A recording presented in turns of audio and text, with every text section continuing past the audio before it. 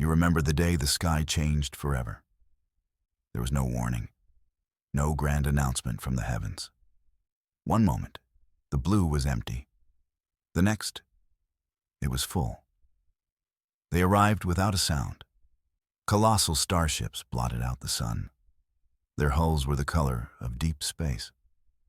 They were not metal, not stone, but something else entirely. Something that drank the light and gave nothing back. They hung there over every major city, silent, motionless. An entire planet held its breath in unison. Days turned into a week. Governments urged calm. Experts offered theories on television. They talked about propulsion and first contact protocols. They sounded like children explaining thunder to a storm. You watched the ship above your own city. It was a spearhead aimed at the heart of the world. It never moved. It never made a sound. It just was, waiting. The silence was the worst part. It was a patient, ancient silence. A silence that knew things you could never imagine. Humanity shouted into the void. We sent radio waves. We sent light pulses and mathematical proofs. We sent greetings in 3,000 languages. We sent music and pictures of our families. We offered everything we were, and the void gave us nothing in return. The ships remained dark. Their presence was a question nobody could answer. We were a world of 7 billion people, and we had never felt so completely and utterly alone. The stars had come back, but they had come back wrong. For 2 weeks, the world waited for a sign. Then, it came, not as a voice or a blast of energy. It came as an image. It appeared on every screen on the planet. Phones, televisions, billboards, everything. A single stark picture broadcast from the silent fleet. It showed a cradle. The design was strange, not of human make. The lines were soft and flowing, like carved water. It looked impossibly delicate. It was also impossibly empty. The message was clear and terrifyingly simple. There was nothing else in the frame. Just the cradle against a black background. No context, no explanation. Just an empty bed where a child should be. The world's greatest minds went to work. Was it a threat? An ultimatum? Were they telling us our species was destined for this empty cradle? Or was it a story? A warning about something that had happened to them? Panic began to curdle into something worse. Resignation. People looked at the silent ships. They looked at the empty cradle. And they felt a chill that had nothing to do with the weather. The image never changed. It stayed on every screen, a constant reminder of the silent giants above. Some people wept, others prayed. Some started hoarding supplies. You just watched. You felt the image was not a threat. It was something else. It was a question being asked of humanity. But you had no idea what the question was. The silence from the ships returned. It was now heavier, burdened by the image of that cold, empty cradle. We had asked them who they were. They had answered with a riddle made of sorrow. Then they came for you, not the aliens, your own people. They arrived in black cars that made no sound. They wore dark suits and serious expressions. It was all very dramatic. You almost expected them to offer you a talking cat. They didn't. They offered you a chance to save the world. No pressure, of course. They called it Project Chimera. The name was fitting. It was a strange hybrid of science and something much older. They had studied your work for years, your unique ability to see patterns in chaos. You weren't a soldier or a scientist. You were a dreamer, a pattern seeker. You saw connections others missed, in stock markets, in weather systems, in the scattered words of ancient texts. To you, everything was a language. You just had to find the grammar. The men in black suits believed you could find the grammar of the silent ships. They thought you could understand the impossible. They told you that you were humanity's last, best hope. You told them they should probably get a second opinion. They did not laugh. You were flown to a secret location, a place deep underground, far from frightened eyes. The facility hummed with quiet purpose. Here, humanity's brightest were trying to decode the silence. They showed you the data streams, the raw signal coming from the ships. To them, it was static. Random noise from the heart of a machine they couldn't comprehend. They asked you what you saw. You closed your eyes and you listened. Not with your ears, but with your mind. You reached out for the pattern. It took hours. The scientists watched you on monitors. They saw a person sitting in a chair with their eyes closed. They probably thought they had made a huge mistake. But you were not sitting still. You were adrift in an ocean of noise. You let the waves of data wash over you. And slowly, so slowly, you felt it. A current beneath the chaos. It was not a language of words. It was not math. It was a language made of pure feeling. The signal from the stars was not empty. It was a broadcast of raw, undiluted grief. It was a sorrow so vast it felt like a physical force. The weight of it pressed down on you. It was the grief of a parent who has lost a child, multiplied by a number your mind could not hold. You told them what you felt. You described the shape of the sorrow. The scientists were skeptical at first, but your descriptions matched faint energy patterns they had dismissed as errors. The aliens weren't silent. They were weeping, and their tears were shaking the foundations of our world. Based on your discovery, they built a room for you, a special chamber to translate the alien grief. They called it the glass zone. It was a sphere of polished black panels, wires snaked from it like veins. It was designed to turn the signal into a full sensory experience, to immerse you in the heart of their message. General Vance, the project lead, stood with you before the door. He had a face carved from granite and worry. "We don't know what's in there," he warned. "It could break you." You looked at the silent black door. "Something is already broken," you replied. You stepped inside. The door hissed shut, sealing you in darkness. For a moment, there was nothing. Then the room came alive. The black panels dissolved into light. The air grew thick with phantom sounds and smells. It was not a simulation. It was a direct connection. The alien signal flooded your senses. Your own memories began to fray at the edges. The world you knew, your name, your past, it all dissolved. You were becoming a receiver for a message sent before your species could walk upright. You were stepping into a ghost. The grief was a storm. It threatened to tear your consciousness apart. You fought to find a focal point, an anchor in the hurricane of sorrow. You remembered the cradle, the first image. You focused on it. You used it as a shield. You pushed back against the overwhelming pain. You demanded clarity. You shouted into the storm of light and memory, "Show me. Show me what you lost." And the storm abated. The chaos coalesced into a single, clear thought, a memory that was not your own. The first coherent message appeared before you. It was not a complex equation or a star map. It was a child's drawing, rendered in the vibrant light of the glass zone. The lines were simple, joyful, and unsteady. It depicted a smiling family, 3 figures with long limbs and gentle faces. They stood under a strange, twin-sunned sky. The colors were impossible. The warmth of the image was universal. It was a perfect moment of happiness, a memory preserved in a bottle of tears. This was the heart of the grief. This was the world they had lost. This simple picture was the key.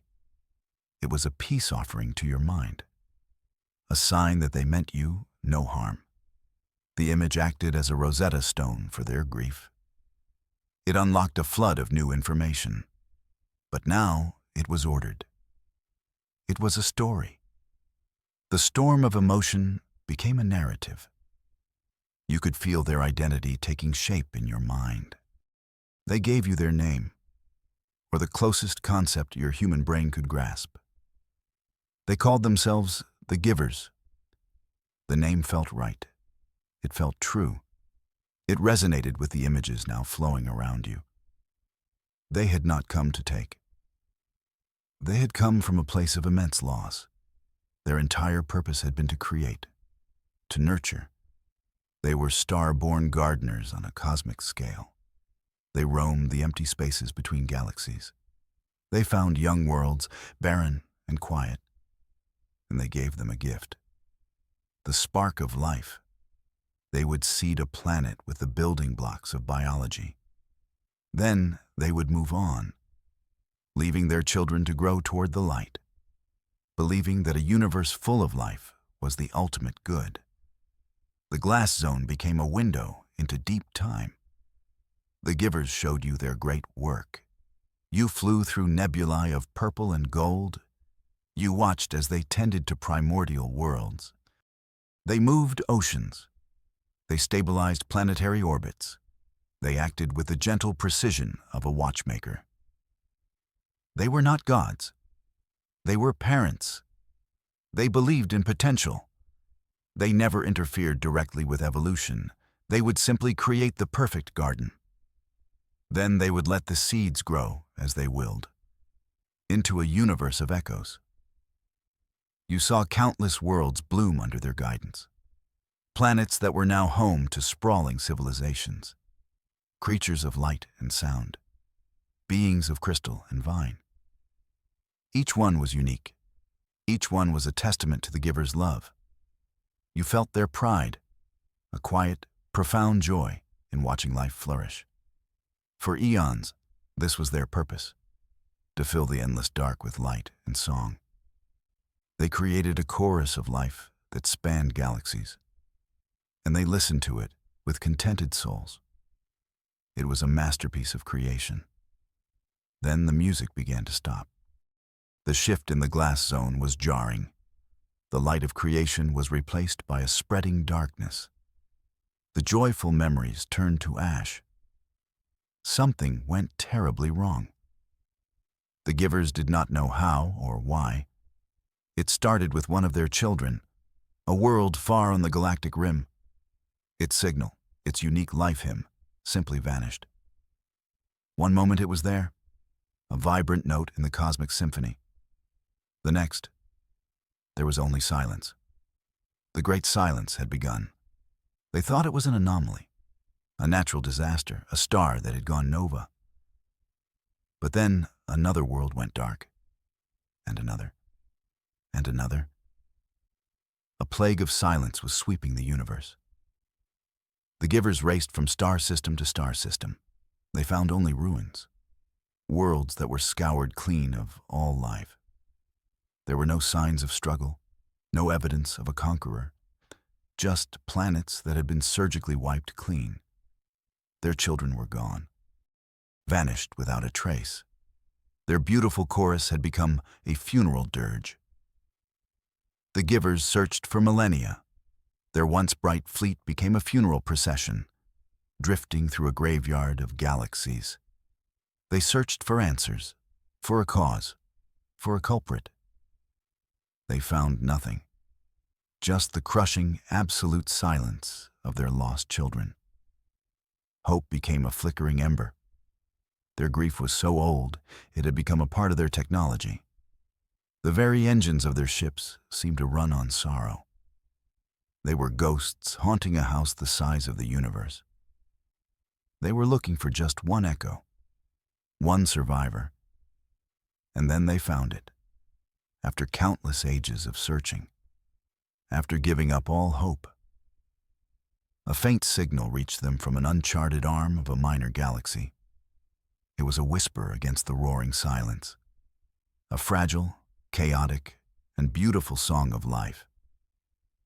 It was a world teeming with it, a noisy, messy, and wonderfully alive planet, the last signal of its kind in the known universe. They turned their fleet toward the source, toward that tiny blue dot.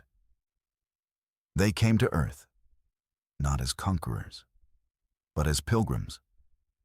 While you were communing with ancient aliens, things on Earth were not going well.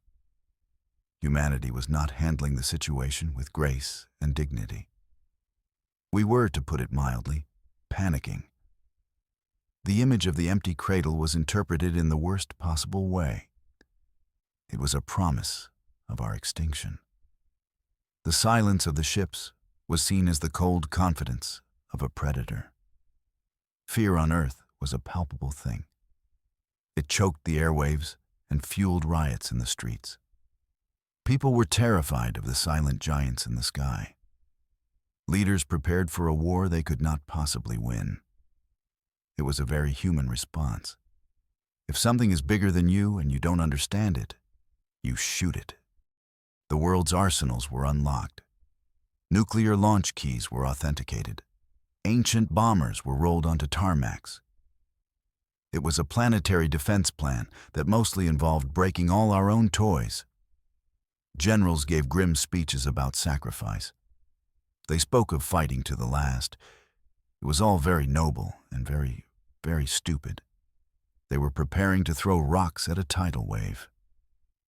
You felt the panic of your world through the glass zone, a faint, frantic echo from beyond the chamber. It was a child's scream compared to the giver's ancient grief. But it was your scream.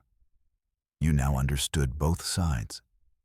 The givers, lost in their sorrow, and humanity, terrified in its ignorance. You were the only bridge between them. The givers expected nothing from us. They had only come to watch the last light in the universe before it too went out. They were here to witness our end, not to cause it. But you saw another way. An idea sparked in your mind, a desperate, insane, and beautiful idea. The givers had lost their purpose.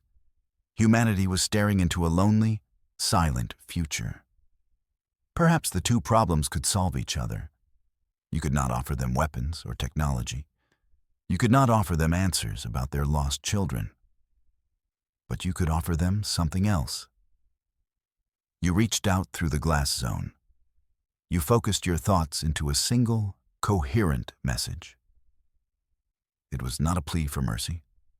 It was not an act of submission. It was a counteroffer. You offered them a promise. You showed them humanity. Our flaws, our fears, our incredible, stubborn resilience. You showed them our art, our love, our capacity for hope. You admitted our youth and our foolishness, but you also showed them our potential.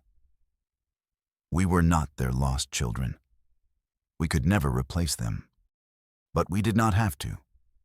You proposed a different relationship. We could be their partners. We could learn from them. We could help them watch the stars. We could stand guard against the great silence. Together. The glass zone flared with brilliant light. Your message, your impossible offer, had been received. The grief that had filled the space for so long receded. It was replaced by a new feeling. Something you couldn't name. It was ancient and vast. It felt like surprise, like a statue shedding a single tear. Then, the connection was severed. The glass zone went dark. You were plunged back into silence, alone in the chamber. You didn't know if you had saved the world or just confused a bunch of very sad, very powerful aliens. Then, outside the facility, the world changed again. On every screen on the planet, the image of the empty cradle vanished. For a terrifying minute, the screens were blank. The world held its breath, expecting the worst. Then the new picture appeared. It was broadcast from every silent ship in the sky. It was not a weapon. It was not a threat. It was an answer. The second image showed a hand, a long, elegant, three-fingered hand. It was reaching out. The gesture was unmistakable in any language. It was an offer of peace. The panic on Earth subsided. It was replaced by stunned disbelief. The generals put their launch keys away. The world leaders stared at the image of the reaching hand. The meaning was slowly dawning on them. This was not an invasion. This was a conversation. And your message from the glass zone was being broadcast to them. The concepts were simplified. The raw emotion translated into human language. The givers were sharing their story with everyone. The tale of their lost children. The story of their lonely search. They had not come to conquer us. They had not come to judge us. They had come to ask for help. They were the last of an ancient line of creators. Their purpose was gone. They were adrift in a universe they had filled, which was now empty. They had watched their children vanish one by one. They could not bear to see it happen again. They had come to Earth to ask if we would watch the stars with them.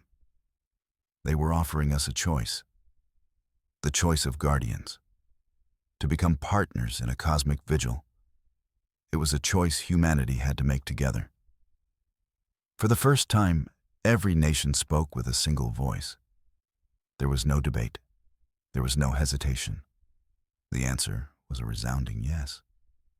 We had spent our entire history looking up at the stars and wondering if we were alone. Now we knew we weren't, and we had been offered a purpose greater than any we could have imagined. We agreed to their solemn task. The givers were no longer just visitors. They were family, and we were their heirs. On that day, the Dawn Pact was made. It was not a treaty signed on paper. It was a promise shared between two species, one ancient and grieving, the other young and hopeful. On that day, humanity's childhood ended. We looked up at the ships that had once terrified us, and for the first time, they lit up. Gentle, warm light spilled from their hulls. It bathed our cities in a soft, welcoming glow. They were no longer silent tombs. They were beacons of a new beginning. We became the keepers of a lonely universe. Our watch had just begun.